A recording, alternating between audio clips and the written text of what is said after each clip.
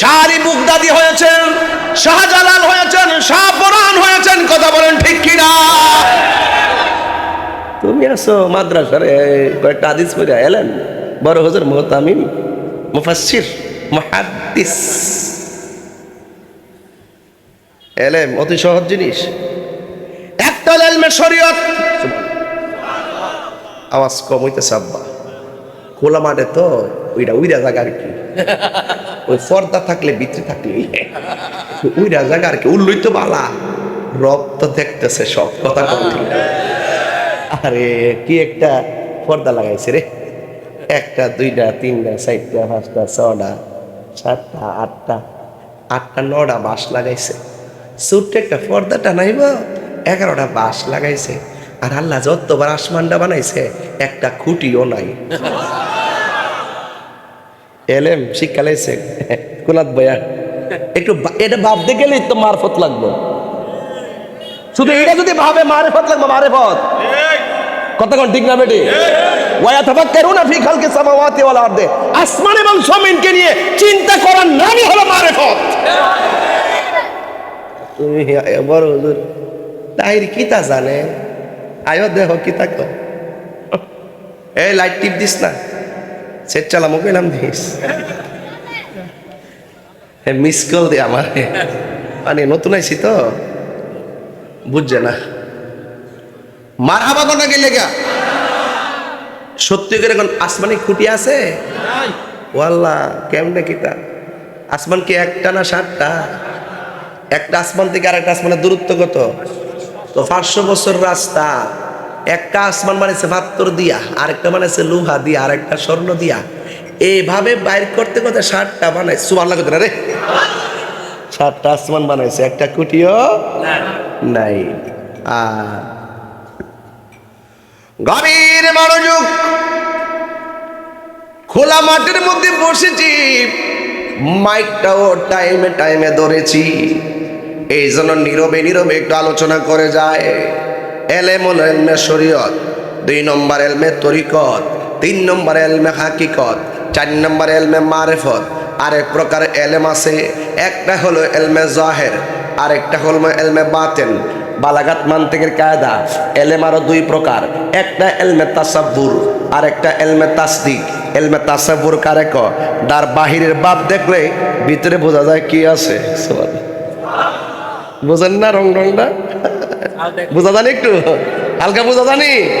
আপনারা বাপটা দেখলে বুঝি, ভিতরটা কলজাটা বড়া নবীর মহব্বত। বুঝা যা, বুঝা যা, চেহারা দেখলে বুঝা যা কোনটা কিটা। ওই যে বেড়া নবীর লেগা পাগল হয়ে যেতেছে গা, মারহাবা জোরে করে গেলে গা, আল্লাহু আকবার। কষ্ট হইতেছে। আরেকটা হলো ইলমু তাসদিক, যার মুখের কথা শুনলি বোঝা যায় ভিতরের মধ্যে কি আছে, এই কথাটাকে সত্য না মিথ্যা শুনলেই বোঝা যায়। এরপর আরেকটা এলেম আছে ইলমুল বায়ান, আরেকটা এলেম আছে ইলমুল ফাসাহাত, আরেকটা এলেম আছে ইলমুল বালাগাত। বন্ধু, সব এলেমগুলো শিখতে হয় উস্তাদের কাছ থেকে, মাদ্রাসার বারান্দা থেকে। কিন্তু আরেক প্রকার এলেম আছে, এই এলেমটা হলো একটা হলো ইলমে লাদুনি, যে এলেমটা কোনো মাদ্রাসায় যাওয়ান লাগে না, যেটা শুধুমাত্র ওই যে শরীয়ত তরিকত হাকিকত মারিফতের এলেম অর্জন করার পরে পীরের সোহবতে তাইকা আধ্যাত্মিক একটা এলেম আছে। পীরের সোহবতে তাইকা নামাজ পড়ছে, রোজা রাখছে, হজ করছে, কারো হক মাইরা খাইছে না। এইভাবে গোলামি করতে করতে করতে করতে করতে করতে, আর মিয়া আমরা যে মাদ্রাসায় পড়ছি, কামেল পাস করছি, এটা দিয়ে তো চাকরি করবার লাগে না পড়ছি। চাকরি মাস্টার্স পাস করছে, এলএলবি, চাকরি লাগিয়া। এটা তো দুনিয়ার জাগতিক হিসাব নিকাশ। এটার বাইরে একটা প্রতিষ্ঠান আছে, এটা হলো কামেল মুর্শিদের দরবার। কথা বুঝেন না? সব বুঝেন, এটা বুঝেন না, পীর কিরে ধরে। এটা আধ্যাত্মিক জায়গা।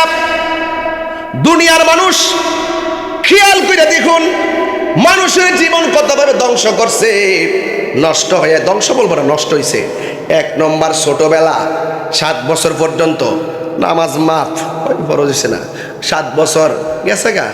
এরপরে মোটামুটি 8 বছর স্কুল ভর্তি, এরপর স্কুল করতে করতে করতে করতে করতে করতে 22 বছর গেছে গা। স্কুল ঘুম আর খাওন খেলাধুলা, স্কুল ঘুম খাওন আর খেলাধুলা। এরপর আবার গেছে গা চাকরি বাকরির ভিতরে, বিদেশ টিদেশ গেছে গা। আল্লাহর কাম করবো কোন সময়, আখিরাতের কাজ করবো কোন সময়? এটা তো দুনিয়ার সিস্টেমে পড়তে পড়তে পড়তে পড়তে আখিরাত শেষ করে ফেলাইছে। এই জন্য বলছে আধ্যাত্মিক জ্ঞান অর্জন করার জন্য কামেল মুর্শিদের কাছে যাইবা, নামাজ দিবে, রোজা দিবে, হজ দিবে, যাকাত দিবে, হক বুঝাবে, হালাল বুঝাবে, হারাম বুঝাবে, মানুষের হক বুঝাবে, মা বাবার খেদমত বুঝাবে, আল্লাহর ইবাদত বুঝাবে, নবীর মহব্বত বুঝাবে, আউলিয়া কেরামের সোহবত বুঝাবে। না এগুলা স্কুলে বোঝা, মাদ্রাসাত বোঝা। কামেল মুর্শিদ আধ্যাত্মিক প্রতিষ্ঠান, মুর্শিদের দরবার। কথা বলেন ঠিক কিনা? এই জন্য যুবক ভাইয়েরা, আমি বলেছি হাসান রাদিয়াল্লাহু তাআলা আনহুকে, ইমামে হুসাইন রাদিয়াল্লাহু তাআলা আনহুকে, তিনি হলেন হযরতে মৌলা আলী কাররামাল্লাহু তাআলা ওয়াজহুল কারীমের সন্তান। মৌলা আলী রাদিয়াল্লাহু তাআলা আনহুকে, যার ব্যাপারে আমার নবী বলেছেন, মান আহাব্বা আলিয়ান ফাকাদ আহাব্বানি ওয়া মান আহাব্বানি ফাকাদ আহাব্বাল্লাহ ওয়া মান আবগাদা আলিয়ান ফাকাদ আবগাদানি ওয়া মান আবগাদানি ফাকাদ আবগাদাল্লাহ। যেই ব্যক্তি আমার আলীকে ভালোবাসলো সে যেন আমি নবীরে ভালোবাসলো, যেই ব্যক্তি আমি নবীরে ভালোবাসলো সে যেন আমার আল্লাহকে ভালোবাসলো। ওনার সন্তান হলো হযরতে হাসান মুজতবা আর ইমামে হুসাইন রাদিয়াল্লাহু তাআলা আনহু, যার ব্যাপারে আমার দেখেন একটা হাদিস পড়তেছি। হ্যাঁ, আন উকবাত ইবনে আমির আল জুহানি রাদিয়াল্লাহু তাআলা আন্না রাসূলুল্লাহ সাল্লাল্লাহু তাআলা আলাইহি ওয়াসাল্লাম قال, আমার নবী আপনার নবী বলেন, আল হাসান ওয়াল হুসাইন শান ফাল আরশ। আমার হাসান হুসাইন হলো আরশের দুইটা খুঁটি। সুবহানাল্লাহ। নাফসি মুদ্রির খুঁটি। এর ওয়াজ মজা লাগে না? হ্যাঁ, হাদিস মুবারক কি প্রমাণ করে? একটু মহব্বত রাখেন। আপনি শ্রীমদ্দি একজনের সাথে চলাফেরা করেন, বিদেশ যাওয়ার ফের বিপদে পড়ছে, আপনার যখন দেখবো সে মায়া করবো। আর দেশে থেকে যদি হিংসা বিদ্বেষ করে যান, হিয়ানো গেলে আপনার চিন্তা না। এটা বাস্তবতা, কারণ বেহেশতের চাবিগুলা তাদের হাতে। এদেরকে মহব্বত করলে আল্লাহ মায়া করবে। কথা করেন ঠিক কিনা? এটি বাস্তবতা। দুনিয়াতে যা করবেন আখিরাতে তাই পাইবেন, ঠিক না? দুনিয়াতে যদি সুদখোরের লোকে চলেন, আখিরাতটা সুদখোরের সাথে হবে। আঙ্গদেশের মৌলবীরা তখন সুদের ওয়াজ করেই না, ডরা, ইনুস সাবরে ডরা, সুদের ওয়াজ বন্ধ হয়েছে। আল্লাহ হাসান ওয়াল হুসাইন শান ফাল আরশ। আমার নবী আপনার নবী বলেন, আমার হাসান হুসাইন হলো আরশের দুইটা খুঁটি। ওয়ালাইসা বিমুআল্লাকাইন, এটা এমন দুইটা খুঁটি, খুঁটিগুলা ঝুলন্ত নয়। এরপর আমার নবী বলেন, ইজা ইস্তাকাররা আহলুল জান্নাতি ফিল জান্নাহ, যখন জান্নাতীদেরকে জান্নাতের ভিতরে বসবাসের জন্য আল্লাহ পাক সুযোগ দিয়ে দিবেন, যখন জান্নাতীরা জান্নাতি হবে, আপনারা জবান খুলে বলুন, জান্নাত আল্লাহর নিয়ামত, এতে কোনো সন্দেহ আছে? জান্নাতে যাইতে গেলে ইমান দরকার আছে না নাই? শুধু ইমান ইমান কইলে চলবো? আপনারা জবান খুলে বলেন, আমলের দরকার আছে না নাই? আল্লাহ রাব্বুল আলামিন বলেন, ওয়াবাশশিরিল্লাযীনা আমানু ওয়া আমিলুস সালিহাতি আন্না লাহুম জান্নাতিন তাজরি মিন তাহতিহাল আনহার। আল্লাহ রাব্বুল আলামিন বলেন, জান্নাতের শুভ সংবাদ শুধুমাত্র যারা ইমানদার এবং যারা নেক আমল করবে। বন্ধুরে, ও আমার শ্রীমতির বাবা, এই জান্নাতটা কেমন জানোনি? কই জান্নাতিন তাজরি মিন তাহতিহাল আনহার। এই জান্নাতের নিচ দিয়া এত সুন্দর নহরগুলো প্রবাহিত হবে, নদীর পাড়ে গেলে যেমন একটা বাতাস লাগে, জান্নাতীদের গায়ের ভিতরে ওই পানি থেকে সুন্দর বাতাস উঠবে। খাবারের জন্য ফলের কাছে যাওয়া লাগবে না, ফল আপনার মুখের মধ্যে চলে আসবে। আপনার সব আছে জান্নাতের মধ্যে, সব আছে, দুইটা জিনিস নাই। এক নম্বর হলো ঘুম নাই, দুই নম্বর হলো পায়খানা পেশাব নাই। জোরে জোরে কন্যা সুবহানাল্লাহ। হ্যাঁ বন্ধুগণ, ওই জান্নাতটা এমন জান্নাত, আপনার সেবার জন্য আল্লাহ রাব্বুল আলামিন 70 জন করে হুর আল্লাহ আপনাকে খাদেমা বানাইয়া দিবেন। এই হুরগুলো কেমন সুন্দর জানেননি? এই হুরগুলোর নখগুলা যদি পৃথিবীতে ছেড়ে দিত, সারা পৃথিবীর মানুষ এই নখের পিছনে ঘুরতে ঘুরতে বেকার হয়ে যেত। এরা যদি থুতুগুলো ফেলে দিত, থুতুর পিছনে সবাই ঘোরাফেরা করত। 70 রঙের জামা গায়ের মধ্যে লাগাবে, 70 রঙের জামা ব্যাট করে তাদের সৌন্দর্য দেখা যাবে। এই জান্নাতে যাইতে গেলে 2টা শর্ত জোড়াই দিছে, ওয়াবাশশিরিল্লাযীনা আমানু ওয়া আমিলুস সালিহাত। আল্লাহু আকবার। এই যুবক, আমল দরকার আসেনি? ইমান দরকার আসেনি? না আমি ইমানদারকে দোকানে বইয়া ক্যারাম বোর্ড খেলে চলবো? আমল লাগবো নি? হ্যাঁ বন্ধুগণ, এখানে আল্লাহ রাব্বুল আলামিন শুরুতে ইমানের কথা বলেছেন, এরপর আমলের কথা বলেছেন। এর দ্বারা প্রমাণ হয়ে গেল আগে মহব্বত তারপরে ইবাদত। জোরে করে, আগে মহব্বত তারপরে ইবাদত। এই জন্য মহব্বতের ইবাদত যদি একত্রিত হয়ে যায়, আমার আল্লাহ বলেন তারা চিরস্থায়ী জান্নাতি হয়ে যাবে।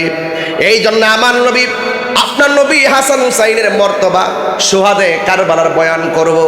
এই জন্য তাদের মর্যাদার কথা জানলে বুঝতে পারবেন কোন হুসাইনের গলায় তারা ছুরিটা চালাইছে, কোন হাসানের মুখ দিয়া তারা বিষটা পান করাইছে।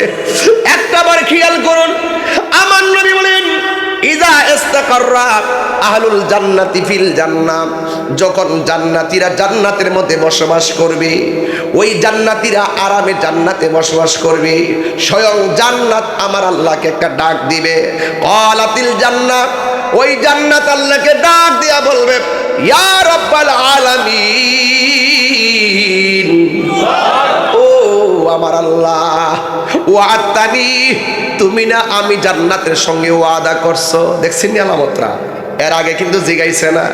সব জান্নাতীরা জান্নাতের ভিতরে যাওয়ার পর ওই মুহূর্তে জান্নাত স্বয়ং আল্লাহর ডাক দিয়া কয় ইয়া রাব্বাল আলামিন, তুমি না আমার সঙ্গে ওয়াদা করেছো আনতু যাইনানি বিরুকনাইনে মিন আরকানিকা, তোমার যত খুঁটিগুলো আছে সব খুঁটি থেকে 2টা খুঁটি দিয়ে আমার জান্নাতটারে সাজাইবা। তুমি এটা ওয়াদা করছো? তোমার যত খুঁটি আছে সব খুঁটির ভিতরে থেকে বলা হচ্ছে বিরুকনাইনে মিন আরকানিকা, সব খুঁটির মধ্য থেকে 2টা খুঁটি দিয়ে তুমি আমার জান্নাতটা সাজাইবা। এখন আমার আল্লাহ কি উত্তর দেন শুনেন। বন্ধুরে আমার, এবার আমার নবীর জবান মোবারকে কয়, যখন জান্নাত আল্লাহর কাছে প্রস্তাব করবে তুমি না আমাকে 2টা খুঁটি দিয়ে সাজাবে, তখন আমার আল্লাহ বলেন আওয়ালাম উযাইয়ুনকি বিল হাসানি ওয়াল হুসাইনি, জান্নাত আমি বলেছিলাম 2টা খুঁটি দিয়ে তোমার জান্নাত সাজাবো, আমি কি তোমাকে হাসান হুসাইন দিয়ে সাজায়া দেইনি? আরে বড় করে কোন সুবহানাল্লাহ।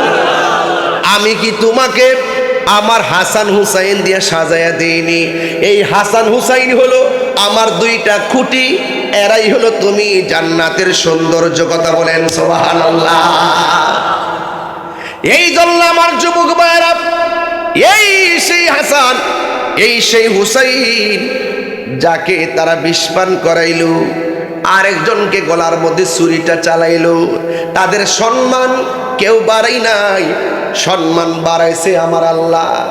আমার নবী এদেরকে কত মায়া করতেন শুনে যান। আমার নবী তাদেরকে মায়া করতেন। পৃথিবীর মানুষ আমি হুরায়রা রাদিয়াল্লাহু তাআলা আনহু قال رسول الله صلى الله عليه وسلم عن ابي هريره رضي الله تعالى عنه قال كنا نصلي مع رسول الله صلى الله عليه وسلم العشاء। আমার নবীর সাহাবী যার নাম হলো হযরত আবি হুরায়রা রাদিয়াল্লাহু তাআলা আনহু বলেন কুন্না নুসাল্লি মা রাসূলিল্লাহি সাল্লাল্লাহু আলাইহি ওয়াসাল্লাম, আমরা নবীর সঙ্গে একদিন ইশারের নামাজ পড়তেছিলাম। ফাইজা সাজাদা, যখন আমার নবী সাজদার ভিতরে গেলেন, ওয়াথাবাল হাসান ওয়াল হুসাইন আলা যহরিহি, আমার নবীর নাতি হাসান হুসাইন আমার নবীর পিঠ মুবারকের মধ্যে বসলেন। ফাইজা রফা রাসাহু, যখন আমার নবী সেজদা থেকে মাথা মুবারক তুলতেন, আখাযাহুমা বিয়াদিহি মিন খালফিহি আখাযান। এ বন্ধু, আমার নবী দুইজনকে সেজদা থেকে ওঠার সময় হাত দিয়ে দুই আস্তে করে মাটিতে বসাইয়া, এরপরে ফায়াদাউহুমা আলাল আরদি, আমার নবী তাদেরকে মাটিতে বসাতেন। ফাইজা আদা আদা, আমার নবী বারবার সেজদা গেলেন, বারবার তারা বসলো, বারবার আমার নবী ফায়াদাউহুমা আলাল আরদি, আমার নবী তাদেরকে জমিনে বসালেন। হাত্তা কদা সালাতাহু, যখন আমার নবী নামাজ শেষ করতেন, আকাদাহুমা আলা ফাখিজাইহি, আমার নবী তাদেরকে পিছন দিক দিয়ে দইরা সামনে আনতেন নামাজের পরে। আইনা নবী একজনকে নবীর ডান উরু মুবারকে বসালেন, আরেকজনকে নবী বাম উরু মুবারকে বসালেন। ওই মুহূর্তে আজরাইল আমার নবীর সামনে এসে হাজির হয়েছে। ইয়া রাসূলুল্লাহ, ও ইয়া হাবিবাল্লাহ, নবী গো, ও মায়ার নবী, দয়ার নবী, আল্লাহ বলেছেন আপনি কি সন্তানকে চিরতরে বিদায় দিবেন নাকি আপনার নাতিকে বিদায় দিবেন? আমার নবী বলে, হে জিব্রাইল, হে আজরাইল, হে মিকাইল, আমার নাতি আমি দিব না, আমার সন্তানকে আমি কুরবানি দিয়ে দিলাম, সন্তানকে বিদায় দিয়ে দিলাম। একটা বার খেয়াল করে দেখেন, পৃথিবীর সব মা বাপ সন্তানের জন্য পাগল, সন্তানের জন্য মায়া। আমার নবী নিজের সন্তান আজরাইলের হাতে তুলে দিলেন, কিন্তু হাসান হুসাইনকে উঠাইয়া দেয় নাই। তাইলে কোন হুসাইনের গলায় তারা ছুরিটা চালাইলো? কোন হাসান রে তারা মুখ দিয়া বিষ পান করে দুনিয়া থেকে বিদায় করলো? ইসলামের ইতিহাসে মুসলমানদের ক্ষতি ইহুদিরা বেশি করে নাই, ইসলামের ইতিহাসে মুসলমানদের ক্ষতি খ্রিস্টানরা বেশি করে নাই, হিন্দুরা করে নাই। একমাত্র ইসলামের ইতিহাসে নয়, বিশ্বের ইতিহাসে সবচাইতে বেশি ক্ষতি করছে মুনাফিক মুসলমান। বুঝছেন নি বাংলা কথা খানা আমার? একটু তাকায়া দেখেন, সব ধর্মের মানুষ মিল আছে, শুধুমাত্র মুসলমানের মধ্যে দলের অভাব নাই। কথা কোন ঠিক না? এটাই হলো সবচাইতে মুসলমানদের বড় দুর্ভাগ্য।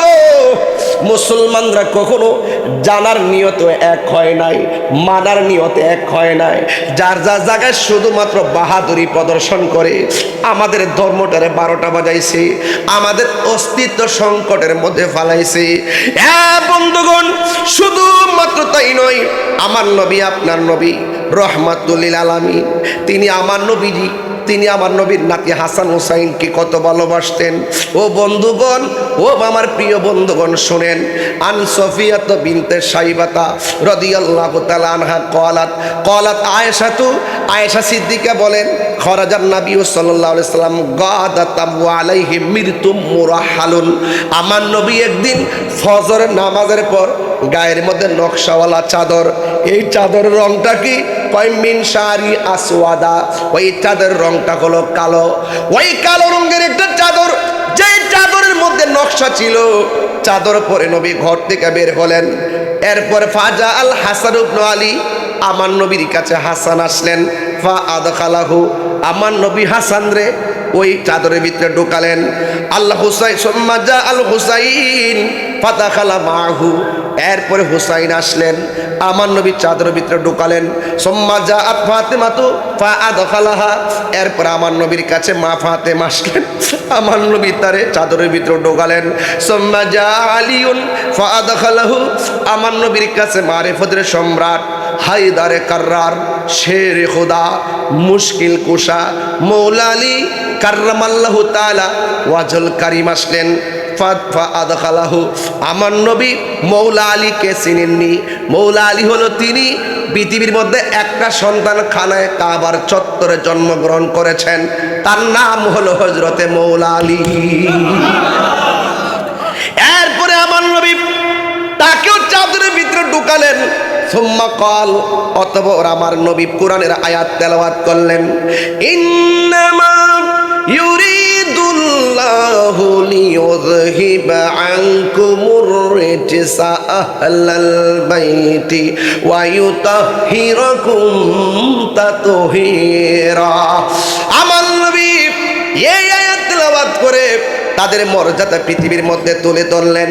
সেই হুসাইন রাদিয়াল্লাহু তাআলা আনহু যখন কারবালায় গেলেন, আরে কার জন্য তোরা পানি বন্ধ করলি? আমার নবী বলছে, সব কইরো, করো না করো দুইটা জিনিস কইরো না। এক নম্বর হলো মানুষের রাস্তা বন্ধ কইরো না। দুই নম্বর হলো কাহারোর জন্য পানি বন্ধ কইরো না। আঙ্গু দেশে দেখবেন 5 বাড়ি মিল্লা টিউবওয়েল থাকলে একজন আরেকজনের বাধা দেয়। আমার টিউবওয়েল দিকে পানি নিতে পারতি না, টিনের ঘরে সালের মধ্যে পানি পড়ে, আরেকবারে সিফা দিয়া যা, কয় তোর বাড়ির পানি আমার উপরটা যাইতে পারতো না। আসিনি এরকম? এই বেটি, শ্রীমন্দির বেটি, তুমি যে কইলা তার টিনের বাড়ির পানি তোমার বাড়ির রাস্তা দিয়ে যাইতে পারতো না, হয়তো তুমি তার টিনের পানিটা বন্ধ করবা। আসমান দিকে যখন তোমার টিনের ঘরে সালের মধ্যে পানি ভরবো, এই পানিটা কার জায়গা দিয়া যায়? কথা কেন ওয়াজ বুঝে না? কথা কেন কেন বলছে রাস্তার বাধা দিও না, পানির বাধা দিও না, সামাজিকভাবে সমাধান কইরা লও। কার জন্য পানি বন্ধ করলা? যেই হুসাইনের নানা যদি সৃষ্টি না হইতো, পানি হইতো না, ওয়ালা সামা আসমান হইতো না, ওয়ালা আরদুন জমিন হইতো না, ওয়ালা মালাকুন ফেরেশতা হতো না, ওয়ালা জিন্নুন জিন হতো না, ওয়ালা ইনসুন মানুষ হতো না, ওয়ালা মালাকুন ফেরেশতা হতো না, ওয়ালা কাওয়াকিব নক্ষত্র হতো না, ওয়ালা শামসুন সূর্য হতো না, ওয়ালা কমারুন চন্দ্র হতো না। আর নয় এই হুসাইনের নানা যদি সৃষ্টির উসিলা না হইতো, আমার আল্লাহ বলেন কুনতু কানজান মখফিয়ান, আমি আল্লাহ ছিলাম গুপ্ত ভান্ডার। আমার বন্ধু যদি সৃষ্টির উসিলা না করতাম, আমি আল্লাহর খোদার খোদাইত্ব জাহির করতাম না। জোরে করে আল্লাহু আকবার।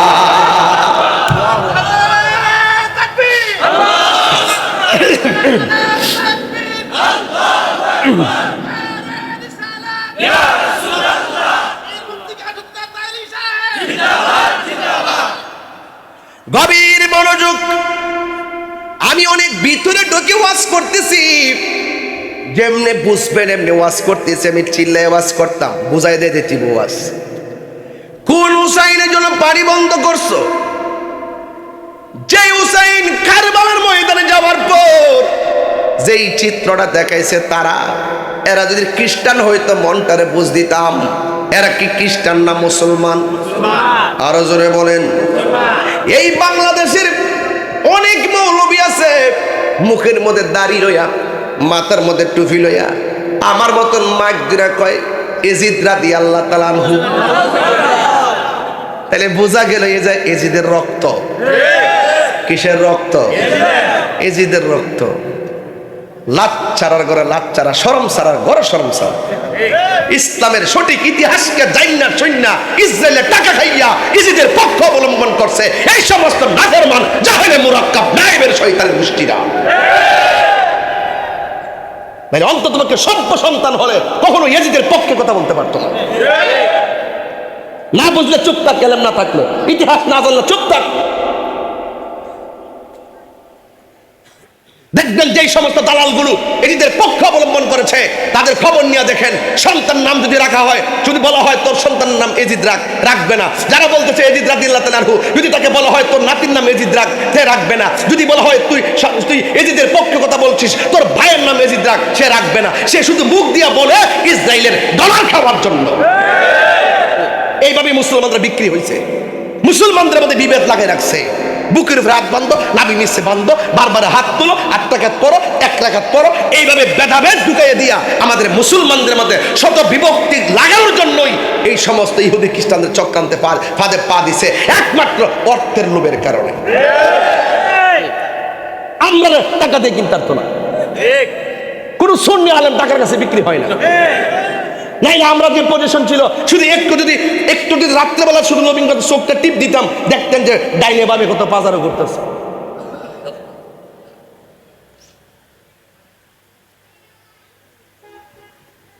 আরে বলে টাকা তো যে মানুষ সবাই তো রুজি করে। আজকে মইরা দেখেন ব্যাংকের টাকা ব্যাংকে ফিরে দিচ্ছে, শুধু টাকা খাইয়া মাল কামাই যে ব্যাংক বইরে গেছেন না, আপনি খাইয়া সুদ খাইয়া লের খাইয়া গু খাইয়া দেখবেন কবরে গেছেন, কবর যাওয়ার পরে আপনি বাড়ি খাইতেছেন, জুতার বাড়ি খাইতেছেন, আর আপনার পোলা এপাসি হাং পালসার লইয়া লইয়া ঘুরতেছে, আর আপনি জুতার বাড়ি খাইতেছেন।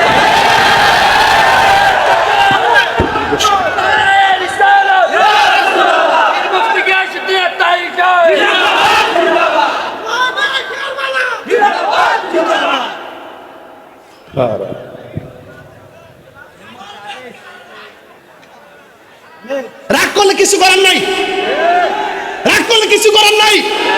আমি সুদখোরকে ওলি বলতে পারবো না, আমি ঘুষখোরকে ওলি বলতে পারবো না, আমি ইয়াজিদি মুসলমানদেরকে মুমিন বলতে পারবো না। বাতিলকে বাতিল বলতে হবে, হুসাইনের পক্ষে থাকতে হবে। 12 মাসে 13 রং পাল্টাস বেটা। এই জন্য একবার বলছিল বাংলাদেশে মন পাইবেন কেমনে? 6 ঋতুর দেশ, কই ঋতুর দেশ? অক্টোবর ঋতু বিশ্বের কোনো দেশে নাই। ওইলে শীত নাইলে গরম, আইটার মধ্যে না গরম না শীত না বেট, কত রং যে এটার ভিতরে। এই যে মানুষের উপর তাল বেতাল নাই, কথা কোন ঠিক না? আপনাকে আমার প্রতি রাগ করছেন দেখা যেতেছে। কারা কারা খুশি হয়েছেন হাত দিলে সোনার লাগান ইনশাআল্লাহ। সবাই খুশি, কয় কি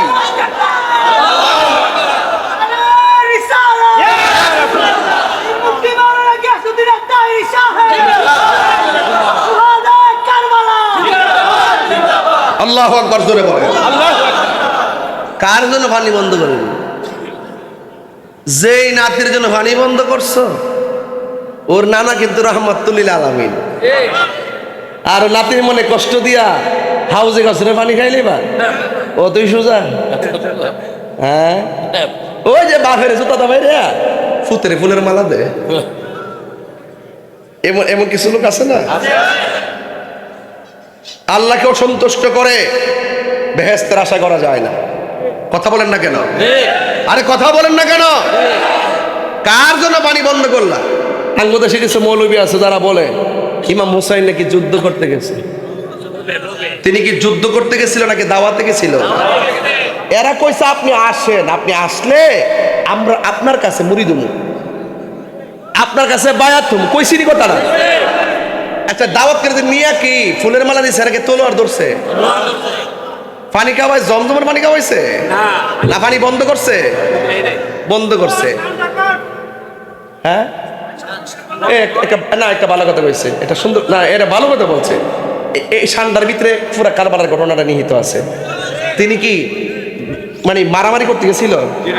এই বেফতার কি এই আহলডও না এই জিদ্রার যে যদি মারামারি করতে যাইতো, উনি হলো মারেফতের সম্রাট, শেরে খোদার সন্তান, যে বেটা যুদ্ধের পাকওয়াজ, যে মৌলা আলী আমার নবীর সঙ্গে জিহাদ করছে, আর তার ঘরে হাসান হুসাইন।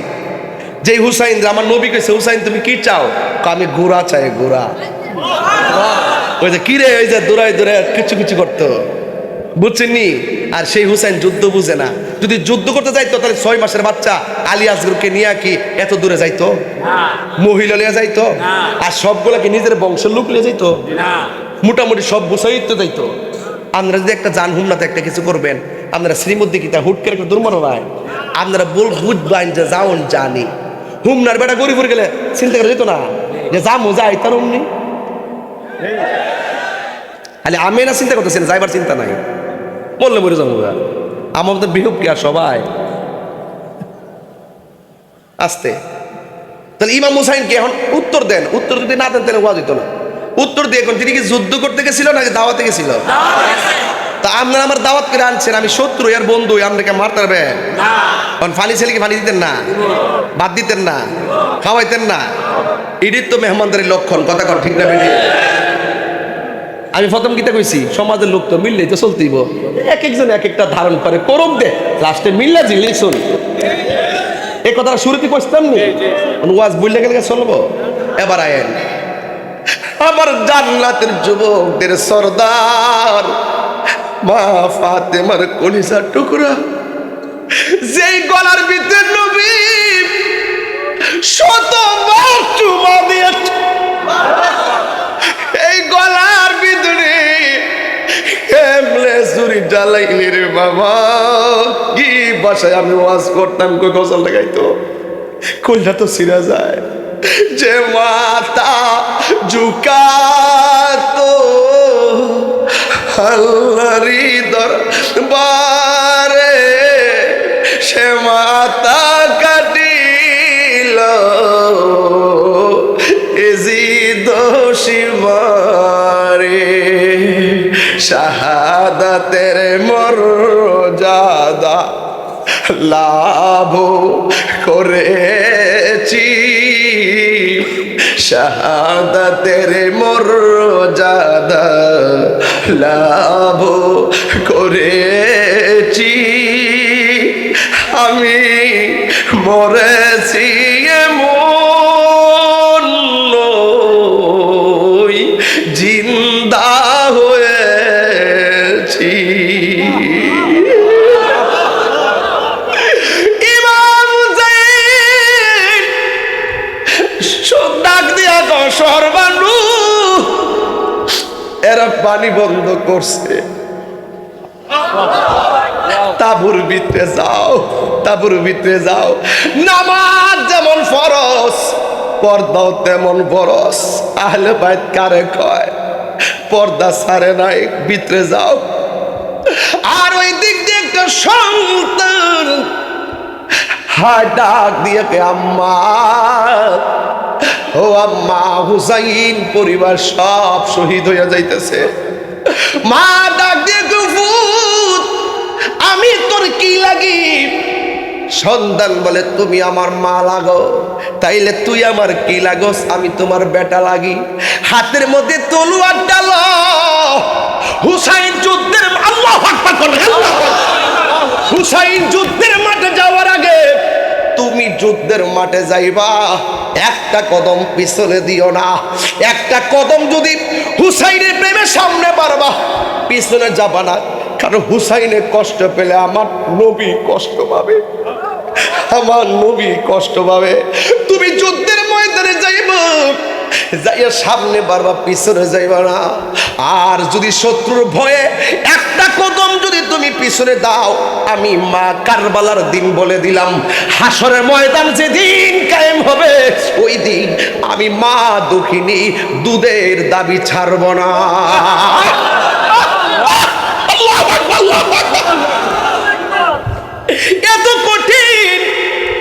এত কঠিন একটা কসম দিছে এই কসম ভুলার মতো না রে মায়ের একদার দুধের দাম কাটিয়া গায়ের চাম পাপস বানাইল ঋণ সুদ হবে না এমন দরদি হবে কেউ হবে না আমার মা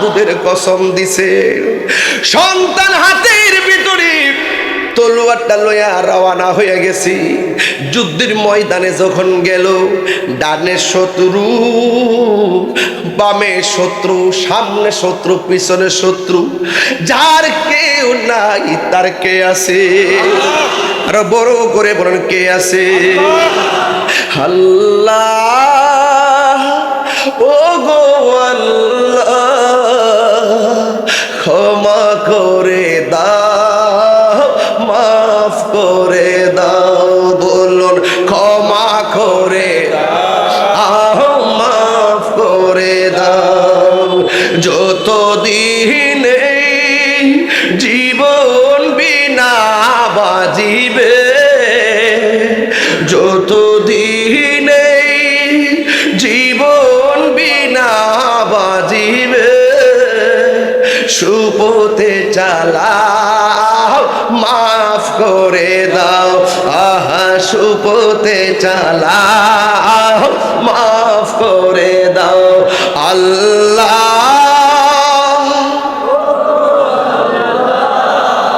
ক্ষমা করে দাও মাফ করে দাও বলুন ক্ষমা করে দাও মাফ করে দাও আরে হায় হায় রে ইমাম হুসাইন কারবালার জমিনে যাবেন ওই পাগলা যুদ্ধের ময়দানে এমন ভাবে যুদ্ধ শুরু করলেন। আপনারা বলুন চতুর্দিকে বিপদ একা কি করবে? আপনারা বলুন মায়ের দোয়া নিয়া যেই সন্তানটা কারবালায় গেছে তার শরীরে কি গায়ের জোর না বেলায়েতের জোর? আর জোরে গণনা কিসের জোর? ওই বেলায়েতের জোরে এমন ভাবে যুদ্ধ শুরু করলেন, কিন্তু দেখা গেল একটা বিয়াদব আইসা পিছন দিক দিয়া এমন জোরে একটা খুব মারছে গো, দেহ থেকে কল্লাটা আলাদা কইরা ফেলাইছে। নাই নাই, মায়ের কলিজার টুকরা একমাত্র সন্তানটা বিদায় হয়ে গেছে। অন্তরের ভিতরে শাহাদাতের পিপাসা, হৃদয়ের ভিতরে ইমাম আলী মুকামের মহব্বত, কারবালার প্রেমে উজ্জীবিত হয়ে চলে গেছে কারবালায়। নাই নাই, এবার মুনাফিকরা কি করছে জানেননি? এমন ভাবে তার মাথার চুলের মধ্যে ধরছে, দইরা মায়ের কাছে নিয়ে গেছে। মার কাছে যায় কয়, এ ডাইনি মা, তুমি একটা অপয়া মা, একমাত্র সন্তানটারে অযথা তুমি যুদ্ধের ময়দানে কসম দিয়া শেষ করছো। দেখছো নি তোমার কসমের কারণে সন্তান শেষ হয়ে গেছে। নাও নাও তোমার সন্তান নাও। এবার মা দুঃখিনী সন্তানটা দিকে তাকাইয়া মুস্কি মুস্কি হাসতেছে। ওরা ডাক দিয়া কয়, পৃথিবীর মধ্যে সন্তান যদি বিপদে পড়ে মা কান্না করে, তুমি দিগো সন্তানে কাটা কল্লা দেইকা মুস্কি মুস্কি হাসতেছো কেন? তুমি হাসো। ওই পাগলার মা ডাক দিয়ে কয়, আমার সন্তান ওহাব কালবি যুদ্ধের ময়দানে শহীদ হয়েছে, হকের জন্য শহীদ হয়েছে, বাতিলের বিরুদ্ধে জীবন দিছে। একটাই কারণ, আল্লাহকে রাজি করার জন্য জীবন দিয়েছে। তোমরা বলতেছো আমি অপয়া মা, আমি একটা নির্দয়া মা। তোমাদের দৃষ্টিতে নির্দয়া হতে পারি, আমি নির্দয়া হতে থয়ে থাকতে চাই। কারণ আমার জাদুমণির কল্লা দেইকা কেন হাসতেছি জানোনি? কারণ একটু আগে আমি ছিলাম ওহাব কালবির মা, এখন আমি আল্লাহর দরবারে শহীদের মা হইয়া উঠব। আর বড় করে কোন আল্লাহু আকবার। আমার মতো খুশি কে আছে? আমার মতো খুশি কে আছে? আমি একটু আগে ছিলাম ওহাব কালবির মা, এখন আমি শহীদের মা। এবার তারা ডাক দিয়া কয়, নাও নাও তোমার সন্তানটারে এখন কবর দাও, তোমার সন্তানটারে কবর দাও। এবার ডাক দিয়া কয়, এবার সন্তানের মাথাটা হাতের মধ্যে নিয়া কল্লাটারে ডিল মাইরা ফালাইয়া দিয়া কয়, তোরা কেমনে ভাবলি আমার সন্তান আমার হাতে নিমু? না না না, আমার সন্তান আল্লাহর রাস্তায় দান করে দিছি, দান করা জিনিস ফেরত নেওয়া জায়েজ নাই। এটার নাম হলো প্রেম, এটার নাম হলো প্রেম, এটার নাম হলো ত্যাগ, এটার নাম হলো বিসর্জন, এটার নাম হলো কুরবানি। সুবহানাল্লাহ জোরে কর না কেন? হঠাৎ করে ইমাম হুসাইনের বোন, আপন বোন, যার নাম হলো জৈনব, জৈনব এসে ডাক দিয়া কো, ভাই ও ভাই, দুইটা সন্তান আনছি আপনার বাইকনা। বাইরে এই সন্তান দুইটা রে আমি আল্লাহর মহব্বতে দান করতাম চাই। ইমাম হুসাইনকে চুপ বন্ধ কর, সবাই শহীদ হোক, অসুবিধা কি? তুই কারে দিতেছ? আমার বাইক না লাগে? বাগিনাদের প্রতি মামার একটা টান আছে। বাতিজারে মাঝে মাঝে মারে, কিন্তু বাগনারে মারে না। বাগনির শুধুমাত্র মায়া করে। ইমাম হুসাইন ডাক দিয়ে কয়, জৈনব বোন আমার, আমার কলিজার টুকরা দুইটা বাগনা, একটার নাম হলো মোহাম্মদ আর একটার নাম হলো আউন। এই দুইজনকে আমি দিতাম না। ভাই আমার মন চাইতেছে কোরবানি দিয়া দিতাম। তুই কেমনে ভাবলি? আমি যদি দেখি বাগদাদের শৈলে রক্ত আমি মানমু কেমনে? আমি যদি দেখি আমার বাগনার গলা থেকে কল্লাটা আলাদা বের হইছে আমি সহ্য করবো কেমনে? তাইলে তো ভাই আমি জানি না আপনার বাগনা দুইটা কি কই শুনেন। আম গাছে বাম ধরে জাম গাছে জাম। বাগনা ডাক দিয়ে মামা, মামা গো, আমরা যদি খানকায় বইয়া দেখি আপনার মা ফাতেমার সামনে মুখ দেখা মুখে ও মামা, আমরা যদি যুদ্ধে না যাই তাইলে আপনার নানা জানের সামনে মুখ দেখা মুখ কেমনে? দিন না গো, একটু বিদায় দিন না। কারবালার শাহাদাতের নজরানা আমাদের জন্য অপেক্ষা করতেছে। দেখছেননি দিন কেমনে জিন্দা করে? দিন জিন্দা করতে হয় রক্ত দিয়া। কথা কোন ঠিক কিনা? ওই যুদ্ধে হযরত মুহাম্মদ, হযরত আওন রাদিয়াল্লাহু তাআলা আনহুমা দুইজন যুদ্ধের ময়দানে গেল। কিছুক্ষণ পর গলা কাটা লাশ হইয়া রক্তে জর্জরিত, নাই নাই মুহাম্মদ দুনিয়াতে নাই, নাই নাই হযরতে আওন দুনিয়াতে নাই। মা জয়নব যখন দুইটা সন্তানের লাশ দেখলেন, একটা মুস্কি হাসি দিয়া দুইটারে জড়ায়া ধরলেন। একটা মুস্কি হাসি দিয়া জড়ায়া ধরলেন।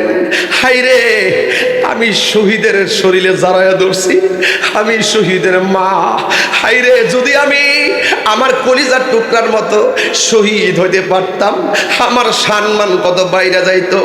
আমার সন্তান শহীদ হয়েছে, আমার মতো আনন্দিত আর কেউ না। এখন আমি ফাতেমার সামনে মুখটা দেখাইতে পারবো। তুমি তোমার সন্তান কুরবানি দিছো, আমি জয়নব আমার সন্তান কুরবানি দিছি। তুমিও কুরবানি দিছো, আমিও কুরবানি দিছি। ইমাম হুসাইন ডাক দেখে, ও জয়নব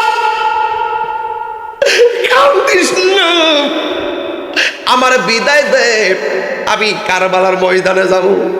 ইমাম হুসাইন তাজা ঘোড়াটা লইয়া রওনা দিছে, দিয়া কারবালার ময়দানে গেছে। বিয়াদবরা সব ইমাম হুসাইন রাদিয়াল্লাহু তাআলা আনহুকে বের দিছে। শরীরের ভিতরে শক্তি নাই, পেটের ভিতরে খাবার নাই, গলা পানিতে শুকায় রয়েছে, চোখের ভিতরে সন্তানদের লাশের রক্ত ভাসতেছে। সব লইয়া তিনি যুদ্ধ চালায় গেছে। কচুরি পানার মতো কাইটা সবগুলারে জাহান্নামে পাঠাইয়া দিছে। বন্ধু, জীর্ণ শীর্ণ গুড়াটা কবজ হয়ে গেছে, তিনিও গুড়া থেকে পড়ে গেছে। একটা বিয়াদব ইমাম হুসাইনের বুকের মধ্যে চাপ দিয়া বসছে, অথচ গায়ের মধ্যে 72টা আঘাত আছে। তলোয়ারের আঘাত, বর্ষার আঘাত, তীরের আঘাত, জর্জরিত বডির উপরে যখন জীর্ণ শীর্ণ দেহের উপর তারা বসে যায়, ইমাম হুসাইন বলে, তোরা না আমার পিছে নামাজ পড়ছ, তোরা না আমার নানার পিছনে নামাজ পড়ছ, তোরা না মুসলমান, তোরা না কোরআনে হাফেজ। তবে আমার মারবি, কোনো অসুবিধা নাই, আমার বুকের দিকে একটু নাইমা যা। জিজ্ঞাসা করা হয় কেন? ইমাম হুসাইন বলে, এই বুকটার মধ্যে না বৈশা কোমরে ব, কোমরে না বৈশা আমার হাঁটুর মধ্যে ব। আমার বুকটার মধ্যে বস না রে, আমার বুকটা জীবনে 1000 বার আমার নানার সিনা মুবারকের সঙ্গে লেগেছে। ওরা ডাক দিয়ে, হুসাইন ন পানি পান করো। হুসাইন বলেন, এই পানি আমার লাগবো না, আমার জন্য আল্লাহর শাহাদতের পানি অপেক্ষা করতেছে। তোরা যদি আমারে মারবি, আমার 2 রাকাত নামাজ পড়ার সুযোগ দে। 2 রাকাত নামাজ পড়ছে, ওসি মধ্যে বাবা জ্বর উঠছে, নামাজটা ছাইরো না। শুইয়া রইছো, দাঁড়াইতে পারো না, শুইয়া শুইয়া নামাজ পড়ো। দাঁড়াইতে পারো না, বইসা বইসা শুইয়া বইয়া নামাজ পড়ো। শুয়েও নামাজ পড়তে পারো না, ইশারা দিয়া দিয়া নামাজ পড়ে আর পড়ো, নামাজ পড়ো। ইমাম হুসাইন 2 রাকাত নামাজ পড়ছে, গায়ের মধ্যে তীরের আঘাত লইয়া। ও বন্ধু, তাড়াতাড়ি নামাজ পড়লো। ওই বিয়াদবরা ডাক দিয়া বলেন, ইবনে জিয়াদ ডাক দিয়া কে, হুসাইন জীবনে তুমি অনেক নামাজ পড়ছো, দেখছি লম্বা কইরা পড়ছো, আজকের নামাজটি দি তুমি তাড়াতাড়ি কইরা পড়লা, কারণটা কি? ইমাম আলী মুকাম ইমামে হুসাইন রাদিয়াল্লাহু তাআলা আনহু বলেন, আজকে যদি আমি নামাজটা লম্বা করি, তাইলে তোরা বলবি হুসাইনে মরণের ভয়ে নামাজটারে লম্বা করছে। দেখছেন দি হুসাইন কারে কয়? মাটির মধ্যে শুয়াইয়া যখন গলা ছুরিটা চালাইব, ইমাম হুসাইন কয়, আমার চালাইবি কিন্তু গলার মধ্যে ছুরিটা চালাবি, ঠিক আছে, আমার চেহারাটাকে আমার নানার রওজা মুবারকের দিকে ফিরাইয়া দে। ও বন্ধু, যে ইমাম হুসাইনের গলা জবাই করছে সে কি কয় জানেননি? আল্লাহর কসম, আমি হুসাইনরা যখন কাটলাম, কাইটা দেহটা এক জায়গায়, কল্লাটা আরেক জায়গায়। আমি দেখলাম কল্লাটাও কোরআন পড়ে, দেহটাও কোরআন পড়ে।